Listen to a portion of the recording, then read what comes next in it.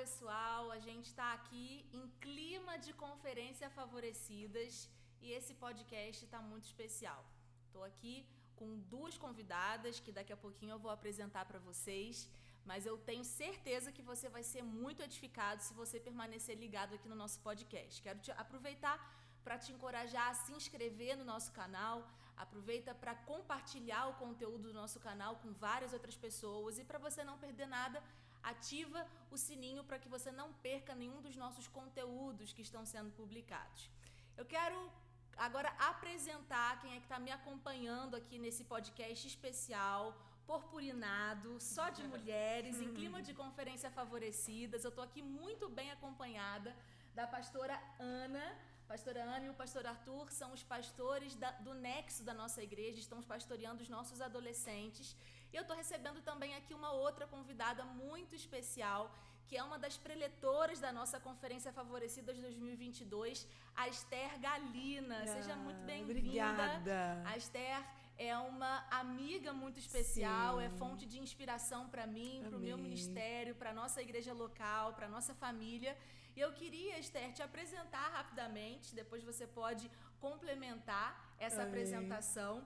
A Esther, ela tem 29 anos, apesar de não parecer, né, gente?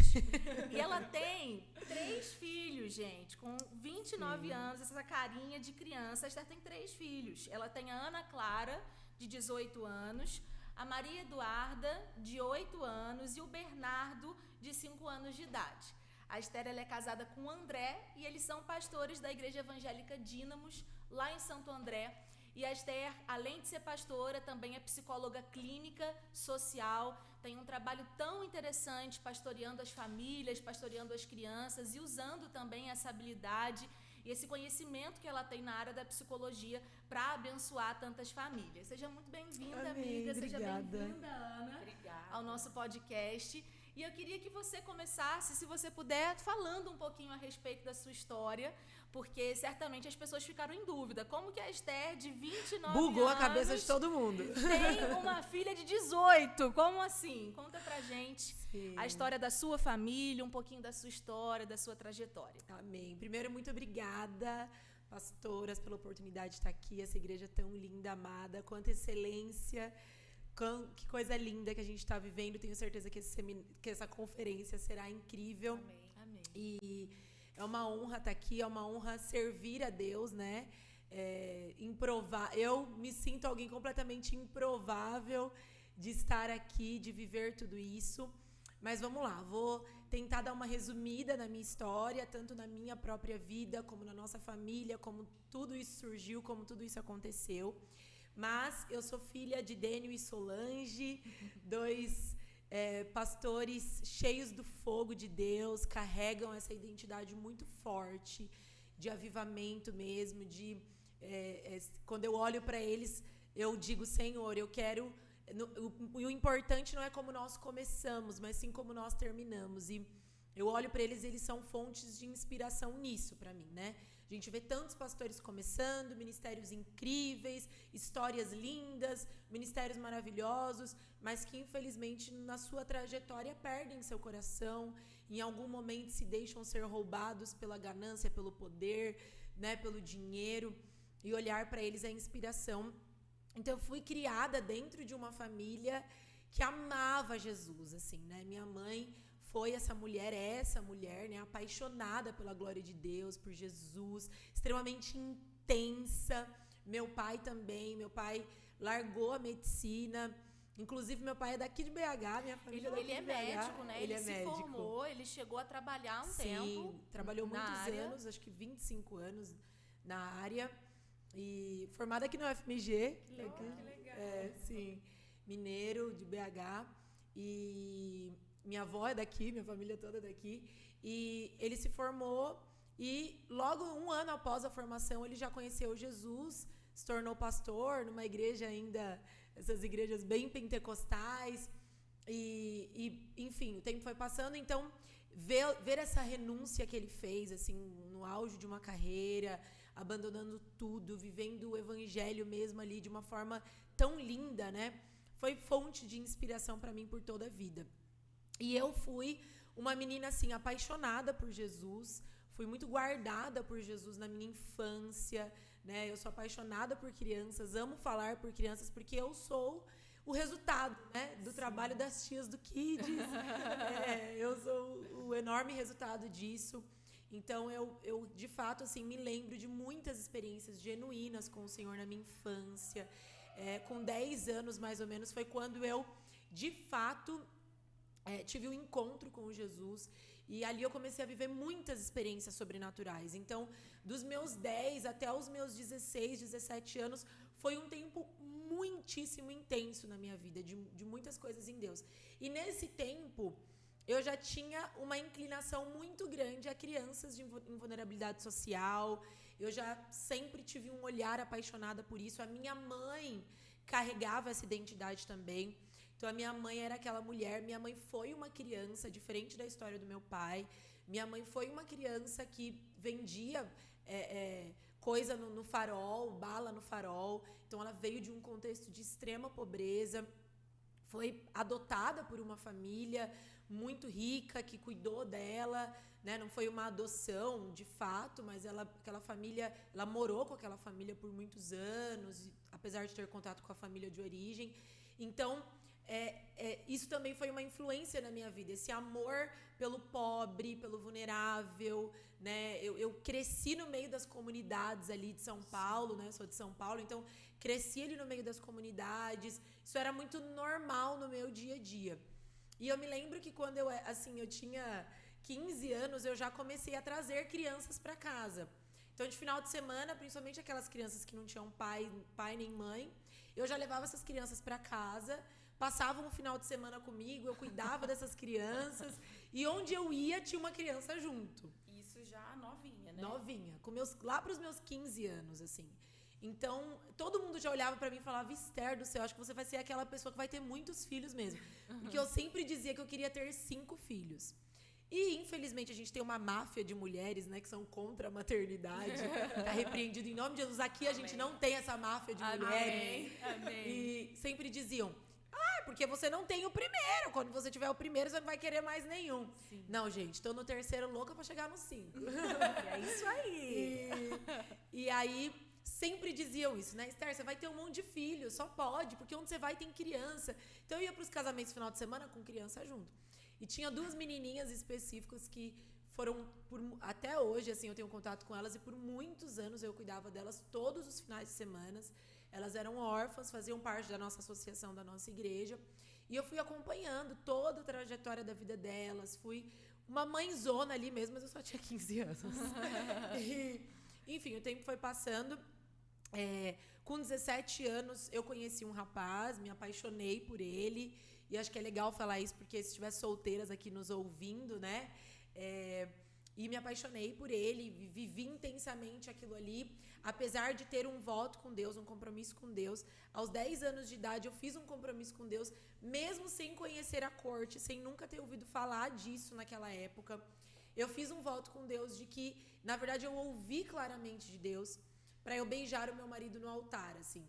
Uma coisa louca, meio, né, que as pessoas zoavam. Mas quando você ficar mais velha, você vai ver que não é bem assim. Achavam que era uma coisa de criança. Então, graças a Deus, mesmo tendo conhecido esse rapaz, eu fui preservada ali, né, no meu corpo, na minha santidade.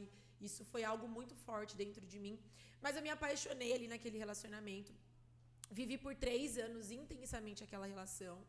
E foi um tempo onde essa minha paixão por essa questão do órfão, do vulnerável, ficou muito de lado. Porque apesar dele ser um rapaz de Deus e tudo mais, ele não tinha essa mesma paixão. Sim. E me brecava um pouco, sabe? Então eu deixei um pouco isso de lado, fui voltar mais assim, então eu vou focar nos meus estudos, em ser uma mulher, né, realizada profissionalmente. Eu acho que é isso, porque ele tinha muito essa visão de vida, né? Mas no fundo eu sabia que não era esse o chamado de Deus para mim, né? Para a Esther. E aí, depois de 3 anos, com tudo pronto para casar, com um apartamento comprado, vestido de noiva dentro do guarda-roupa, faltando poucos meses para eu me casar, o Espírito Santo falou, chega, agora já deu. Termina esse relacionamento. E eu acho que foi uma das renúncias assim mais significativas na minha história, na minha vida. porque foi um período muito difícil para mim, porque eu terminei gostando, apaixonada por ele, mas por uma direção de Deus, por uma voz de Deus que me dizia: não, você não vai fazer isso, né? Eu te chamei, eu te escolhi, e não é esse o caminho, não é esse o lugar. E ali eu terminei esse relacionamento, passei por processos muito difíceis, muito intensos, e hoje o que mais me procuram são moças que estão passando por isso, que estão em relacionamentos abusivos, porque eu vivi muito isso ali, um relacionamento extremamente abusivo no sentido de manipulações, de você vai fazer isso, você vai fazer aquilo, e tudo ter que dar uma satisfação, e foi um período muito difícil de eu me ver curada mesmo por Deus. E quando eu me vi curada por Deus, quando o Senhor foi...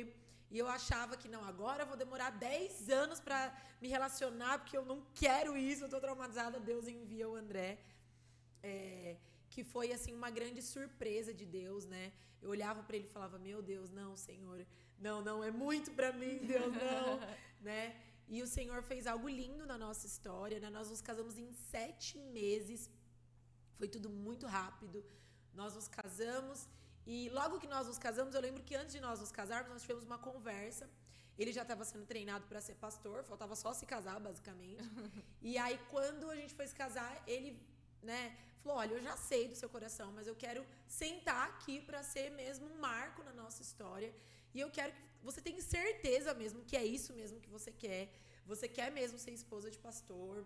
Você quer mesmo chamado pastoral. É isso que você quer para sua vida, né? Eu acho que a gente precisa aqui, de uma maneira muito séria, olho no olho, falar isso. Apesar de você ter sido criado numa família pastoral, então você sabe melhor que eu, ele me disse, né, do que é uma família pastoral. Mas é isso que você quer? E eu lembro de rir na hora, me lembro como se fosse hoje isso, meu Deus. Acho que ele não sabia, tadinho, que ele estava entrando. Porque aí eu lembro de rir na hora e falar assim pra ele: olha, eu tenho plena convicção. Nem preciso te falar muita coisa. Pode ficar em paz, fique tranquilo. Mas agora eu tenho uma pergunta a te fazer. Você tem convicção que você quer se casar com essa mulher? Porque eu sou meia doida. E eu sou apaixonada pela causa do órfão. Eu sou apaixonada pelo pobre, pelas comunidades. Ele me conheceu, eu estava vivendo um tempo muito intenso disso, onde quase todo dia eu estava na comunidade, estava ajudando alguém, falei para ele: e esse é um chamado específico de Deus, que não são todos que vão viver, e é um chamado que exige muita dedicação, né? Estar lá exige muita dedicação. Acho que você tem visto isso. Sim. E ele: não, amém, né? Eu não pensava em adoção. As pessoas falam pra mim: vocês conversaram disso antes de casar? Não, a gente nunca tinha falado disso. Não era um papo entre nós, não era uma conversa. Mas, ao mesmo tempo, a adoção, pra mim, era uma coisa muito natural na minha vida, né? Sim. Afinal de contas, eu vivia rodeada de crianças. Sim. Então, pra mim, ok, se tiver que adotar, tudo bem, a gente adota, não tem problema nenhum. Fazia muito parte do meu dia a dia mesmo, já né? Já era seu coração, né? Já era meu coração. E aí eu vivo brincando com ele, né, André? Você não imaginava, né? Você não imaginava os laços que eu estava te enfiando, né? Brincando com ele. Porque, de fato, nós nos casamos quando... E aí eu tava vivendo ali, né, uma coisa maravilhosa, porque aí a gente começou a liderar os jovens da igreja. Então o Dênio era o pastor ali da igreja, meu irmão, e nós éramos os pastores dos jovens, o André foi ordenado, e eu tava vivendo, assim, algo na minha vida que eu falei: meu Deus, né, tudo que eu sonhei, assim, ministerialmente falando, casada com uma pessoa que me ama, e o André, ele tem essa marca, assim, de ser muito leve. O André é muito engraçado, verdade, né, amiga? O André esteve aqui com a gente, né, Ana, sim, na conferência do Nexo. Foi muito legal. Fala um pouquinho, muito legal, né, foi muito especial. O André, assim, tem um coração enorme. Demais. E ele é, assim, ele é do povo mesmo. Ele é do povo. Todo mundo. Ele é do povo. Ele tá aqui, mas ele quer conversar com todo mundo, ele quer fazer amizade com todo mundo, ele quer se conectar com todo mundo. A gente vê que o coração dele é esse, e ele não é diferente, por isso que vocês estão juntos. É verdade. Sim. E aí, ele tinha essa marca da leveza, assim, sabe? Que foi o que me encantou, assim, de eu que vim de um relacionamento completamente oposto disso. E aí eu me lembro que a gente ali vivendo aquele momento, aquele iniciozinho de casada, aquela coisa gostosa, apartamentozinho de boneca, né? Tudo ali planejadinho e tal. De repente, o Senhor coloca no meio de todos esses meus trabalhos, aí o Senhor coloca uma família que tinha 5 crianças. e uma mãe usuária de crack e uma avó que cuidava dessas crianças e a mãe que vivia na rua. Eu as conheci no Encontro Kids, que uma vizinha levou 2 das crianças para o Encontro Kids. E ali, resumindo bem a história, depois a galera tiver interesse, tem mais lá no nosso canal no YouTube, no Instagram, mais em específico a história, porque demoraria muito tempo. Mas, resumindo assim, eu fui me envolvendo com aquela família, fui cuidando daquela família. E o fato é que essa mãe usuária de crack, ela tinha essas 5 crianças e a Maria Eduarda era a mais novinha, na época tinha 1 aninho, mais ou menos. E um dia, simplesmente, ela tinha câncer também, além de ser usuária, então ela começou a chegar num estágio, assim, terrível, ficar muito mal. E eu cuidando da família ali intensamente, até que um dia, como a gente dá um cachorro pra alguém, aliás, acho que nem um cachorro as pessoas dão assim, né? Que, ainda mais essa geração tão apegada com animais.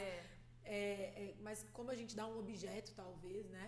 Ela falou, olha, leva essa menina pra você, porque afinal de contas ela parece muito mais com você do que comigo. Ela era negra, a Duda loira, todas as outras crianças negras, então ela ficava, acho que encucada com aquilo, né? Como pode essa menina ser tão diferente de todos os outros?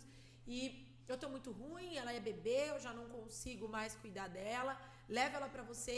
E dentro de uma caixa de papelão, ela jogou ali umas roupas, que só de falar eu me lembro do cheiro dessas roupas, porque essa memória, né, ali do fato ficou muito forte pra mim.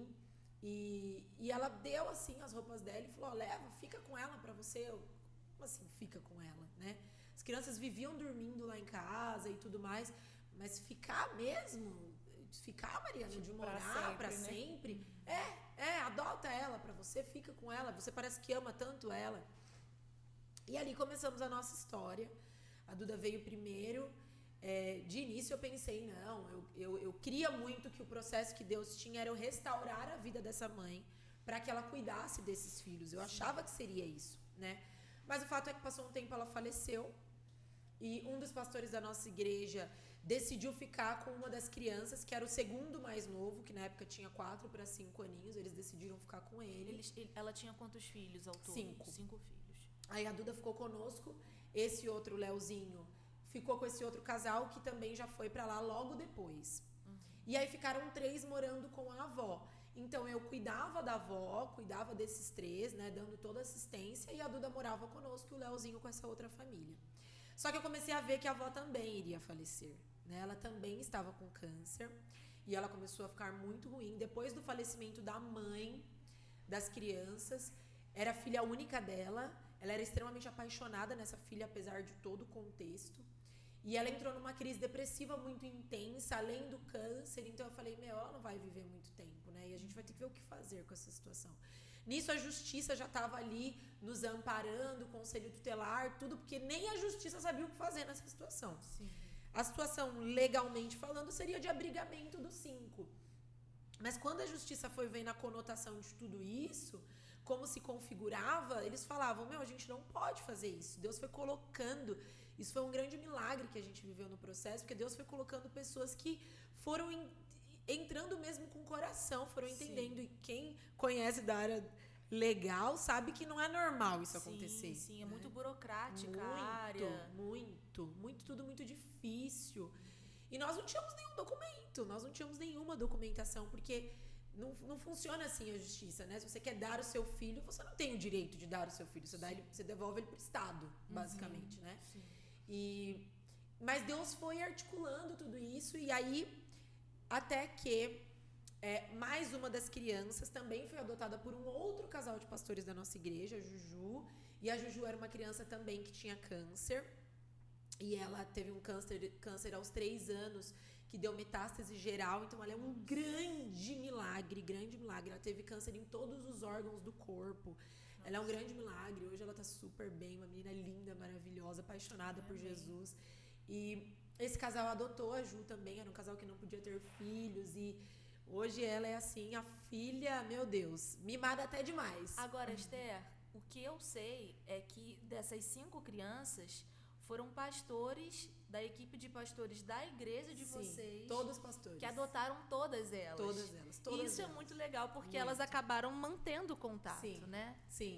Isso foi, assim, inclusive o que a justiça levou muito em consideração, né? Porque nós entramos num processo ali em grupo e a justiça falou, a gente não tem como quebrar isso, né? A gente mostrou o vínculo que já existia antes, nosso, Sim. né? De vivermos juntos, em comunidade. Então, a justiça ficou meio sem ter o que fazer, né? Não tem como a gente negar uma situação dessa, né? E aí, o que aconteceu? Então, 3 crianças, né? Uma comigo e outras com os 2 casais de pastores já estavam morando com famílias, mas ficaram 2, que eram os 2 mais velhos, com a avó. E eles cuidavam da avó. Na situação, a Ana, que era a mais velha, ela já tinha 14 anos quando a avó faleceu, já muito revoltada, assim, tendo muitos surtos, crises, e eu olhava para aquilo e falava, Jesus amado, ninguém vai querer ficar com essa menina, ninguém vai, né, humanamente falando, é impossível. E aí tinha o Gui, que tinha 12 anos, 2 anos mais novo. O Gui já era o extremo oposto, ele já era aquele menino assim, que ele fazia tudo pela avó, a vida dele era essa avó, ele cuidava da avó o tempo todo, ele era preocupado. A Ana já era totalmente negligente com a avó, com os cuidados da casa, com tudo, muito revoltada. E o Gui ali tentando amparar a situação. A avó falece, né? E aí, quando a avó faleceu, todo mundo no enterro ficava assim pra mim, e aí, Esther, o que você vai fazer? E eu olhava pra todo mundo. Não sei. Então, o que eu vou fazer? O que eu vou fazer?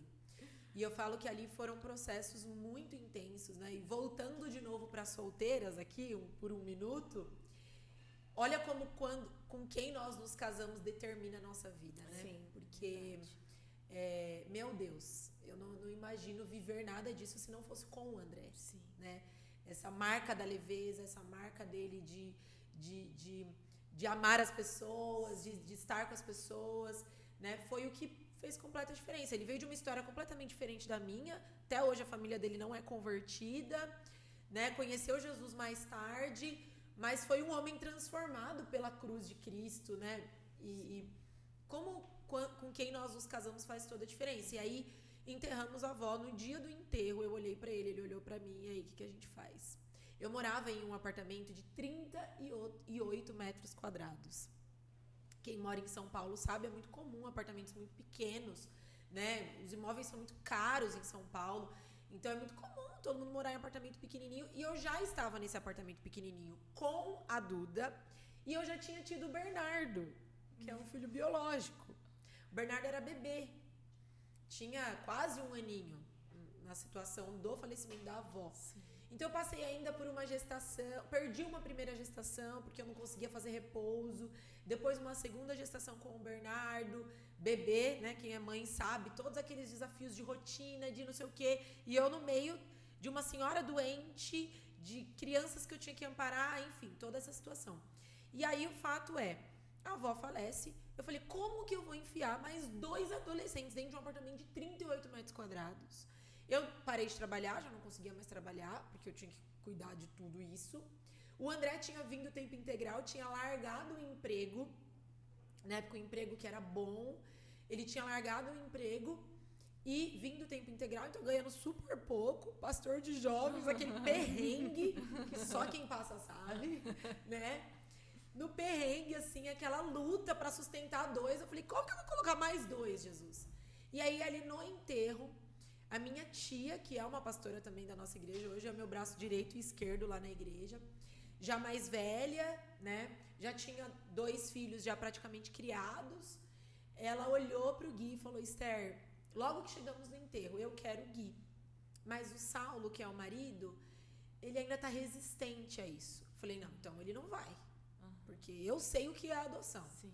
Se o casal não tiver em comum acordo, não dá certo. Sim. E ali no enterro, o Saulo, esse marido da minha tia, quando ele era uma criança, um adolescente, ele também perdeu a mãe dele. E ali no enterro ele viu uma cena da Ana e do Gui, os 2 mais velhos, deitados em cima da avó no caixão. Nossa. E foi exatamente a cena que ele viveu com a irmã dele. Exatamente na mesma idade. Ele tinha 12 anos e a irmã tinha 14. E ali Deus falou com ele, o Gui é de vocês. Então, ali no enterro mesmo, ele me puxou e falou, o Gui vai pra casa comigo. Eu amei. E aí ficou a Ana. A Ana era um grande desafio pra nós, porque ela já tinha 14 anos e muitas marcas. E eu não sabia como que seria isso, né? Eu tenho 29 agora e ela tem 18. Então, nós temos pouco tempo de diferença de idade. Apesar de... Só, né? Sim, apesar de, maturacionalmente falando, ela ter a maioria dos filhos adotivos, a criança adotiva carrega essa característica, né? Então, ela tem 18 na idade biológica, mas ela tem, vamos supor, 14 anos, 13 anos ali, né? Maturacionalmente falando.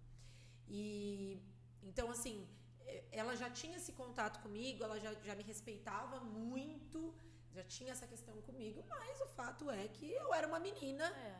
Ela te via talvez como uma irmã mais velha. Exatamente. Alguém que estava ali para poder apoiá-la. Sim, sim. Então, assim, aí ela veio e aí foram muitos processos e tem Agora, sido, né? uma questão, assim, uma dúvida. Nesse processo, porque pelo que me parece, Esther, esse desejo pela adoção primeiro nasceu no seu coração. Sim. E quando você apresentou primeiro a Duda, né? Porque vocês ficaram primeiro com a Duda, o André topou, aceitou. E no caso da Ana, né, que já era um desafio um pouco maior, ela já era mais velha, a diferença de idade de vocês era muito pequena, porque eu percebo na nossa experiência prática que às vezes algumas famílias passam por esse dilema. Às vezes a mulher tem esse desejo no coração, mas o homem não tem. Ou o homem tem e a mulher não tem. Eu queria que você compartilhasse um pouco sobre isso. Isso chegou a acontecer com vocês? Qual a orientação, a dica que você pode dar para uma família que está vivendo uma situação como essa? Como que eles podem lidar com isso? O conflito, assim, que primeiro eu e o André tivemos é porque eu queria os 5. Já queria, de uma vez, realizar o sonho dos 5 filhos. Exatamente. Na minha cabeça, era inconcebível eu ficar com um e não ficar com outro, porque o vínculo primário deles ali foi comigo. Sim. Então, eu era meio que a mãe de todos já. Então, eu falava pro André, não consigo escolher um ou outro, não tem lógica pra mim. E ali a gente entrou um período, assim, um pouco em conflito com isso, porque ele falava, Esther, alô, volta pro mundo real. Você tá doida? Volta pro mundo real. E ele falava, eu falava, a gente dá um jeito, eu peço oferta pros irmãos, a gente pode... Não, o que é assim, perfeitamente compreensível da parte Sim, dele, porque o homem claro. também, como sendo essa figura de liderança dentro da casa, de governo, de suprimento, eu imagino que ele deve ter pensado assim, bom, a gente quer abençoar, mas o que a gente vai fazer para lidar com esse desafio até financeiro muito grande que estava surgindo, né? Mas ali a gente decidiu juntos, e eu acho que isso é o primordial dentro de um casamento, ouvir a Deus. Sim. Eu tinha um desejo, ele tinha outro ali naquele momento, porque ele falava, amor, não tem sentido, mas se é isso que Deus tem, então amém, então vamos orar. Sim. E ali a gente entendeu claramente em Deus que não era esse o propósito de Deus, que o propósito de Deus era, talvez a gente não sabia ali quais crianças, com quem ficaríamos, até mesmo antes da Duda vir, porque a gente já começou a perceber esse movimento, mas sabíamos que alguma criança ia ficar com a gente, e amém. Quando foi o dia da Ana vir mesmo, é engraçado, porque o André sempre foi muito vinculado com a Ana. E quando a Duda veio, ele falava assim pra mim, eu queria mesmo era a Ana. Entendi. Então, O coração dele já era inclinado pra ela. aquilo. Entendi. Deus foi gerando no coração dele esse amor por ela. E isso fez muito parte de orações minhas, né? Sim. Porque quando eu conheci o André, ele nunca tinha tido contato com criança na vida dele, a família dele nem tinha criança direito. E ele não era muito assim ligado com crianças. Então, isso foi uma coisa que eu fui gerando muito em oração. Porque eu falava, Deus, eu tenho muito essa marca na minha vida, eu sou apaixonada por crianças, pelo vulnerável, gera isso no coração dele.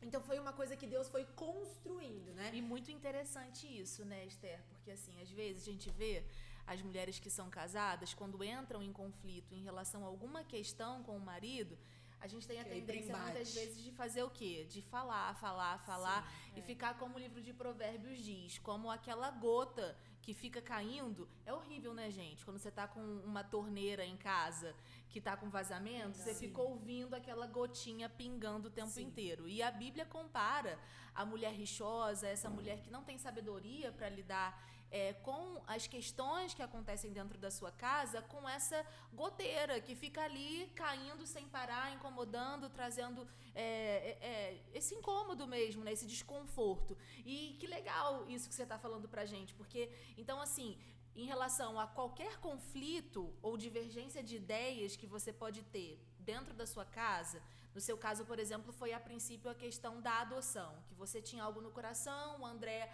ainda não tinha esse mesmo desejo, essa mesma inclinação, mas ao invés de ficar falando e insistindo e tentando ganhar o coração dele na sua própria força, você decidiu orar. E eu acho que isso é um faz ensinamento pra gente, né? Porque ela gerou algo que ela queria, algo que já estava no coração dela em oração. Exatamente. Ao invés dela ficar lá enchendo o saco, né? Que a palavra é essa. Não, mas eu quero. Não. Você fez diferente. Você deu o passo da mulher sábia, né? Sim. Que é gerar isso em oração. Só um parênteses que eu queria abrir sobre a história, porque eu achei muito legal, até mesmo do seu antigo relacionamento para esse que você começou com o André e para aquilo que você falou de que realmente a pessoa que você casa, ela determina o curso da sua vida.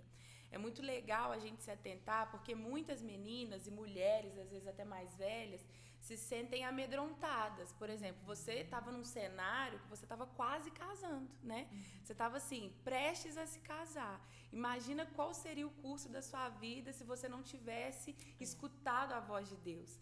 E talvez nada disso que você está vivendo hoje você viveria. Não. E hoje não é diferente, né? Porque até mesmo pela adoção, você gerou também oração. Sim. Vocês escolheram ouvir a voz de Deus. Vocês poderiam ter simplesmente pegado os 5 meninos, né? As 5 crianças. Sim. Mas não. Vocês escutaram também, mais uma vez, a voz de Deus. Os nãos e os sims de Deus, né? Sim. Exatamente. Acho que na nossa trajetória, como é importante a gente se dispor a ouvir a voz do Espírito, né? E ouvir as pessoas que estão em volta de nós, né? Porque quando eu comecei esse relacionamento com esse primeiro rapaz, meu pai dizia pra mim, filha, eu não sei te explicar, mas eu não tenho completa paz. E eu ficava indignada, pai, mas ele cumpre todos os requisitos lógicos e humanos. E aí meu pai dizia, não, mas o seu coração é diferente, mas eu não sei explicar. Então, perceba, né?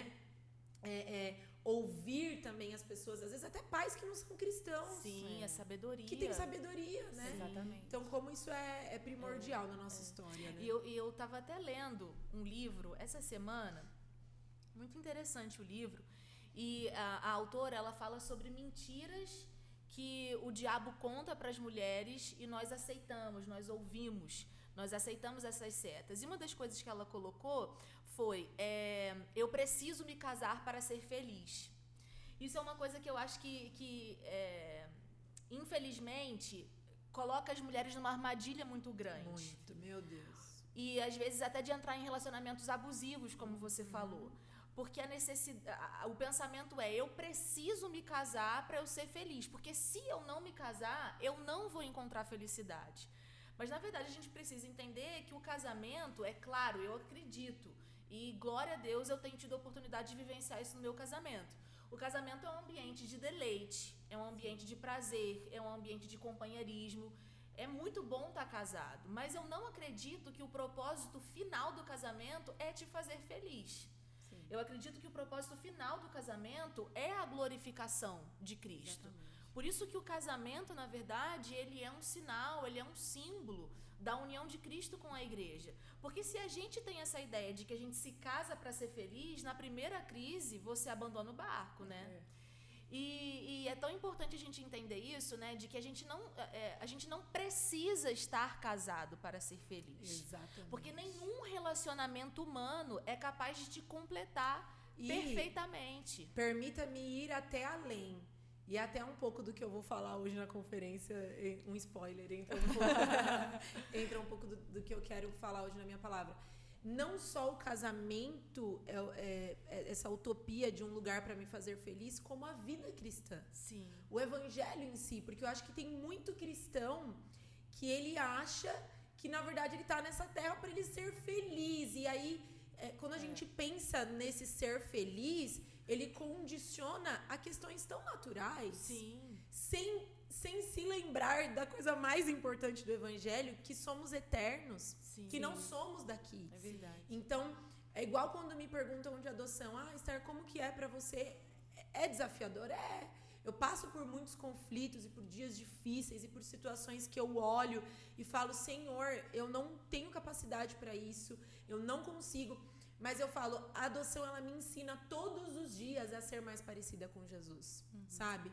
A olhar para todas as técnicas e tudo que eu sei e falar, não dá certo, é só Jesus, é Ele é o centro, é sobre Ele, não é sobre mim. Então, perceba, a gente precisa olhar, a mulher precisa aprender, a solteira e a casada, a olhar para a vida numa outra ótica. A mulher cristã, ela precisa ter essa ótica, que ela não é daqui. Sim. Então, o marido que você tá lutando lá para talvez se converter, ou para talvez ser o homem que você deseja que ele seja, porque você criou um estereótipo do que ele tem que ser, ou a solteira que acha que ela só vai desempenhar o ministério dela quando ela se casar, quando ela tiver um homem, na verdade está em busca de uma felicidade que é como correr atrás do vento, Sim. né? Sim. Que na grande verdade não é sobre isso, né, que a Bíblia nos ensina. E aí qual é o grande problema também que eu vejo nisso? Porque se essa mulher que coloca o alvo final da felicidade dela no casamento, quando ela se casa, ela coloca toda a expectativa dela no marido. Sim.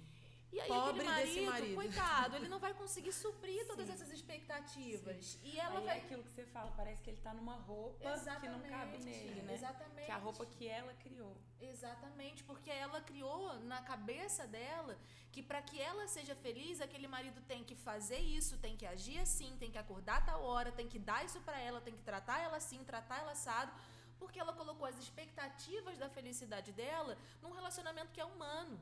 Sim. E é isso, né? A gente nunca pode se esquecer que nenhum relacionamento humano, isso que você falou, né, Esther? Nada do que é dessa terra tem a capacidade de nos trazer alegria plena, genuína, porque nós somos eternos, a gente não é daqui. Exatamente. Então, o que nos satisfaz não é aquilo que é natural, que é físico, que é palpável, mas é aquilo que é eterno, que é o nosso relacionamento com Jesus, né? E quando a gente tem essa visão mesmo de que a gente não é daqui, que nós somos seres eternos, a nossa visão, ela muda, a ótica, ela muda para tudo. Ela muda para como você enxerga o seu casamento, como você enxerga a sua casa, como você enxerga o seu ministério, os seus filhos e até mesmo quantos filhos e quais filhos você vai ter, né? Porque o seu olhar não está na terra, seu olhar não está naquilo que pode acontecer aqui. Seu olhar está no céu, está naquilo para as coisas do alto, né? Para aquilo que o Senhor chamou para fazer mesmo e chamou para ser. Isso faz muita diferença mesmo. E eu achei muito legal isso que a Ana colocou, que você já tinha falado, né, Esther, da quantidade de filhos.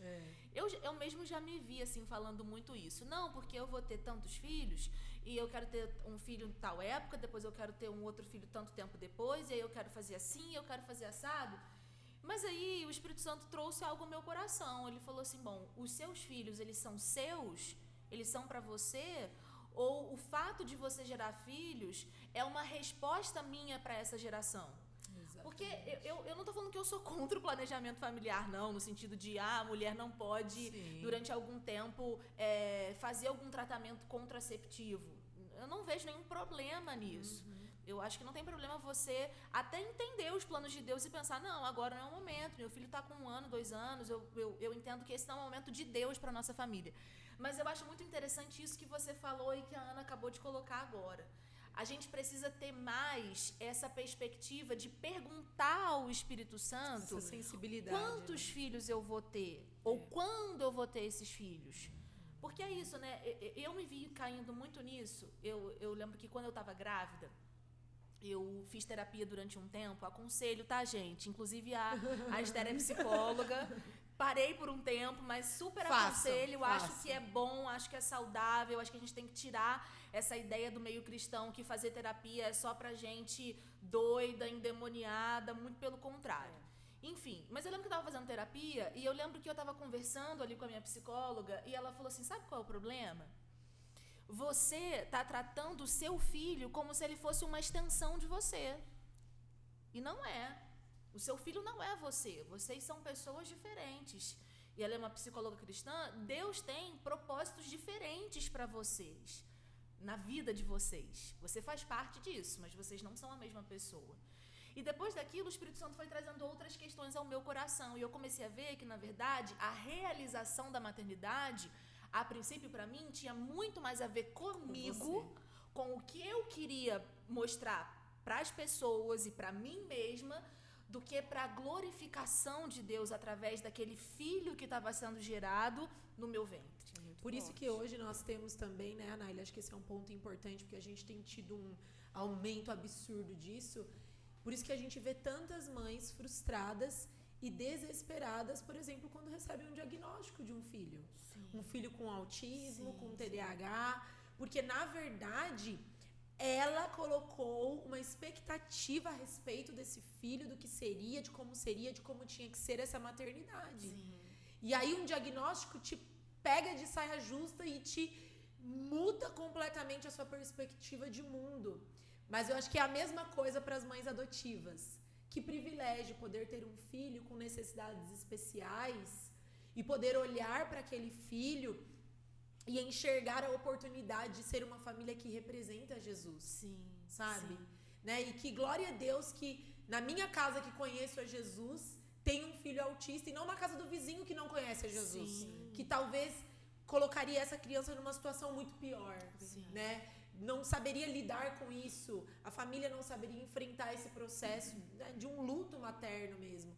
Então, como é importante, né, a gente mudar a nossa visão sobre essa construção, configuração familiar. Que, na verdade, na grande verdade, a gente não tem controle de nada, né? Ele é que tem todo o controle e que conduz todas as coisas, né? É verdade. Amiga, eu tava sentindo que o papo tava esquentando. Eu também. Tava ficando cada vez mais quente, cada vez melhor. Mas eu sei que a gente vai ter outras oportunidades, de ter outras conversas como essa.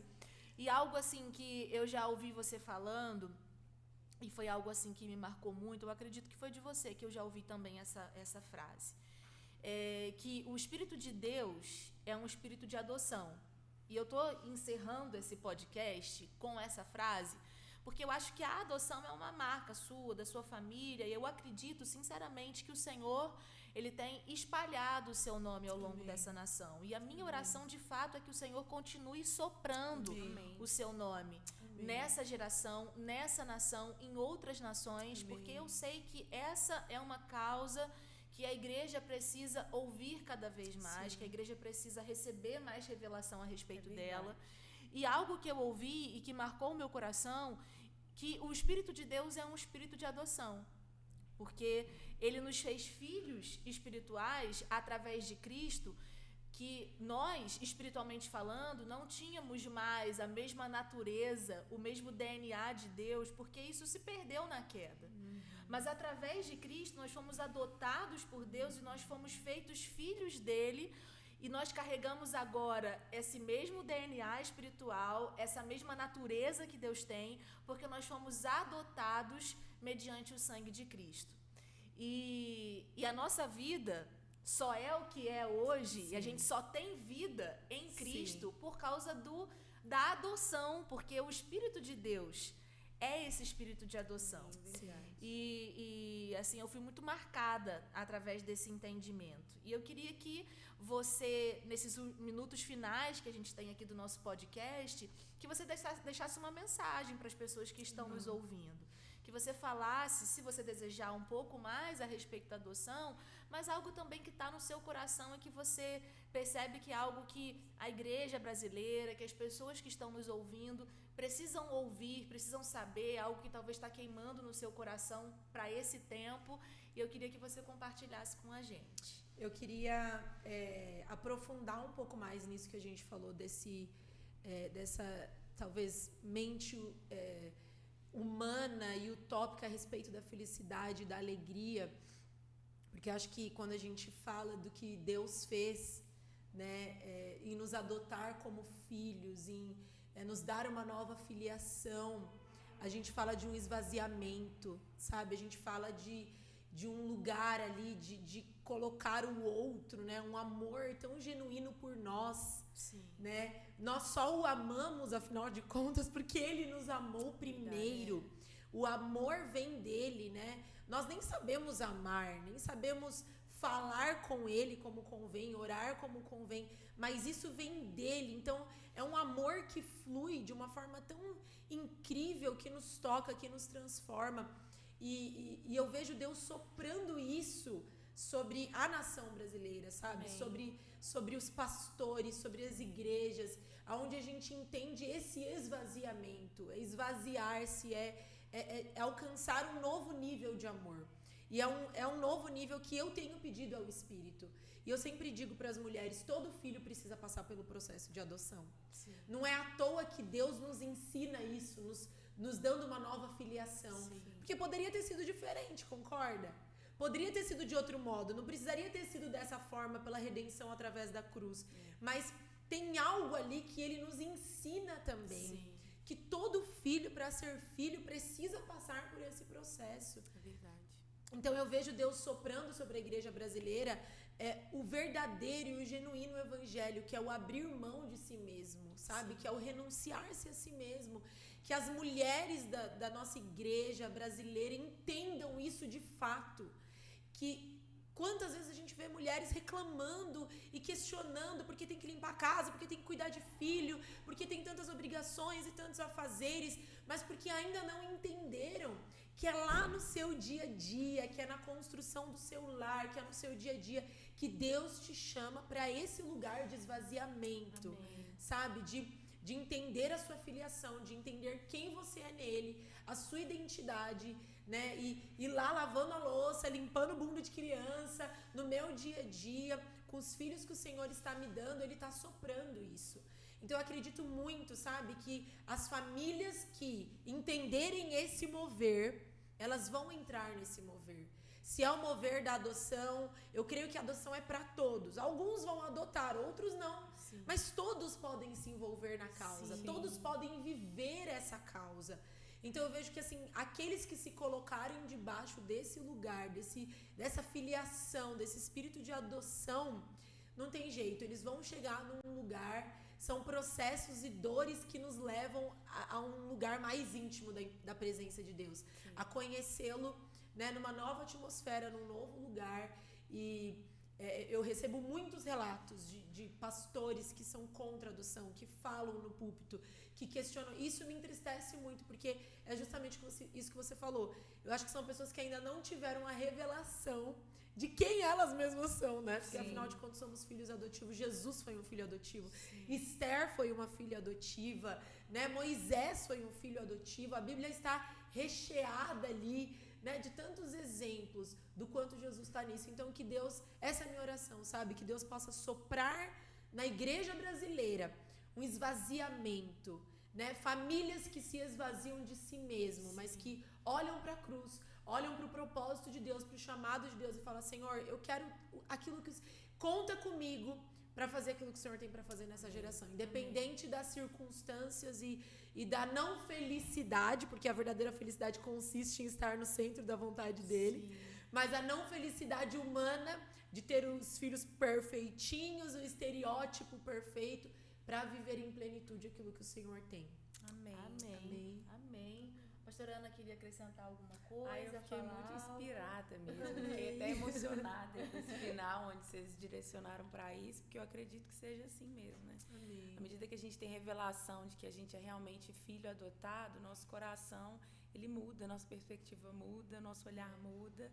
E é isso, gente. Vocês têm que assistir esse podcast até o final, porque tá assim, de verdade. Tá poderoso, o negócio tá top aqui, tá pesada a conversa, tá muito bom. E é isso, né? Eu só queria, Ana, que durasse um pouquinho mais. Verdade. Mas eu acho o seguinte: quem aqui concorda que a gente tem que convidar a pastora Esther para vir aqui em outras oportunidades? A gente vai gravar outros podcasts. Comenta aí, deixa aí bastante conteúdo aqui recheado. e nos inspirar com essa vida de Deus, com essa unção que flui através da vida da Esther. Eu acho que assim, demais. pra fechar, a gente já viu isso em alguns outros podcasts, mas eu acho que a gente pode fazer aqui também, porque na natureza nada se cria, tudo se copia. O que você queria deixar assim de legado na Terra, assim, para as pessoas falarem do seu nome e lembrarem de você? Tipo assim, fala uma coisa, talvez uma frase, um objeto, não sei, mas Legal, isso Ana. é a Esther Galina.